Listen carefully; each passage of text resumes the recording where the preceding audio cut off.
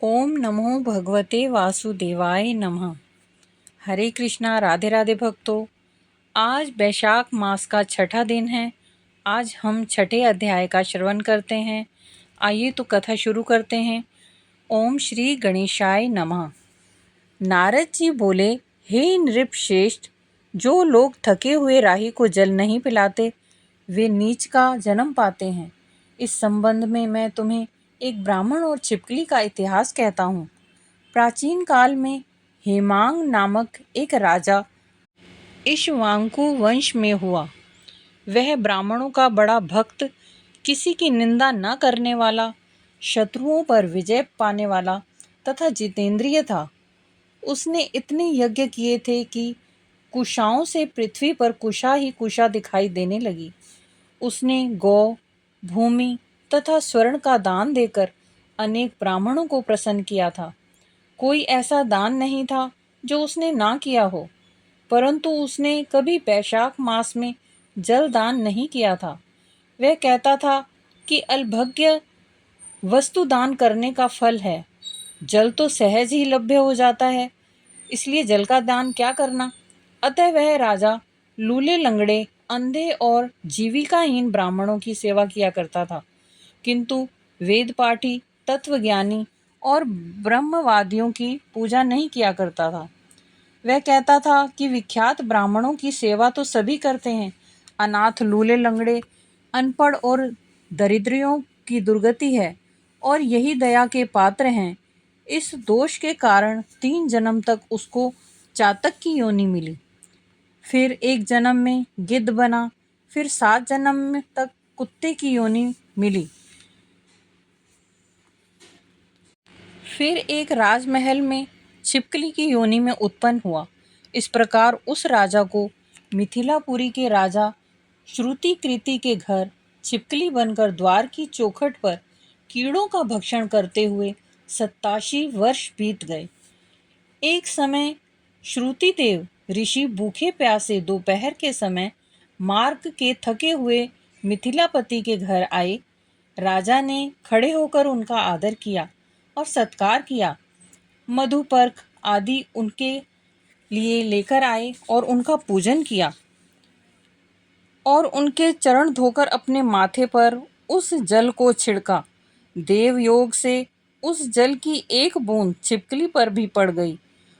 उस जल के पड़ते ही उसको अपनी पूर्व योनियों के जन्म का ज्ञान हो गया और वह हाय हाय करके कहने लगा कि हे ब्राह्मण देवता, मेरी रक्षा करो, मेरी रक्षा करो। छिपकली के ऐसे वचन सुनकर श्रुति देव को बड़ा आश्चर्य हुआ और कहने लगे कि तू कौन है और क्यों इतना विलाप करती है। अतः तू अपना सब वृत्तांत मुझसे कह दे, मैं तुझे इस योनि से मुक्त करूंगा। यह वचन सुनकर वह छिपकली कहने लगी, हे ब्राह्मण, मैं इक्ष्वाकु कुल में उत्पन्न हुआ वेद शास्त्रों का ज्ञाता हूँ। मैंने अनेक गोदान और यज्ञ किए तथा बहुत से कुएं, तालाब और बावड़ियां भी बनवाई। अनेकों दान दिए और धर्म पूर्वक राज्य भी किया, तो भी मुझे स्वर्ग न मिला। 3 जन्म तक चातक और एक जन्म में मैं गिद्ध हुआ। 7 जन्म तक कुत्ते की योनि में रहा और अब इस छिपकली की योनि में हूँ। यह राजा आपका चरणों तक छिड़क रहा था तो उसकी एक बूंद मुझ पर गिर गई, जिससे मुझे अपने पूर्व जन्मों का वृत्तांत स्मरण हो गया और मेरे अनेक पाप नष्ट हो गए। मुझे 28 जन्म तक छिपकली की योनि भुगतनी पड़ेगी, सो इन जन्मों से डरता हूँ। अब आप कृपा करके कहिए कि मेरी ये दशा कैसे हुई। तब ऋषि ने अपने ज्ञान चक्षु द्वारा सब कुछ जान लिया और कहने लगे, मैं तुम्हारी इन योनियों का कारण जानता हूँ, ध्यान से सुनो। तुमने भगवान के प्यारे वैशाख मास में कभी जलदान नहीं किया। तुमने जल सुलभ जान यह समझ लिया कि यह तो बिना मूल्य का ही होता है और धूप एवं मार्ग के प्यासे ब्राह्मणों को जलदान नहीं दिया जाता। महात्माओं की अवज्ञा इस लोक और परलोक दोनों में दुखदाई है।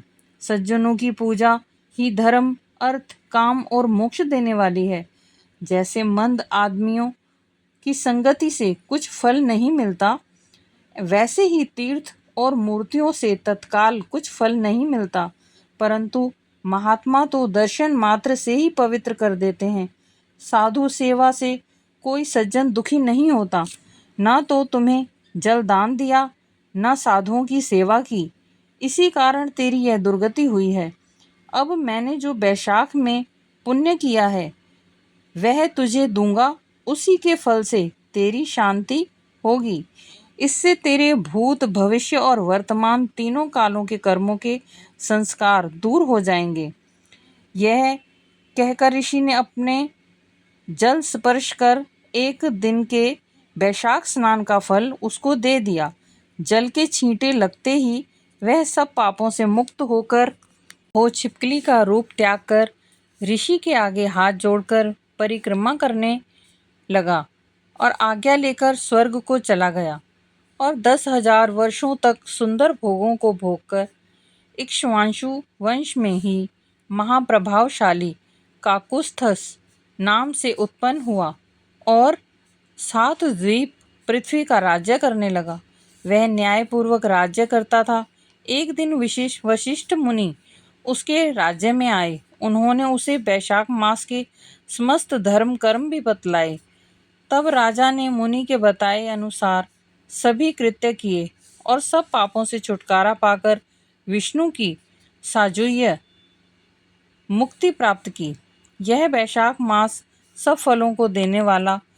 इस पवित्र मास में जो मनुष्य यथाशक्ति दान धर्म करता है वह दीर्घायु होकर भगवान का प्रिय बनता है और सब पापों से छूटकर वैकुंठ लोक को जाता है।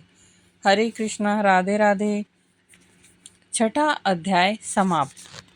हरे कृष्णा।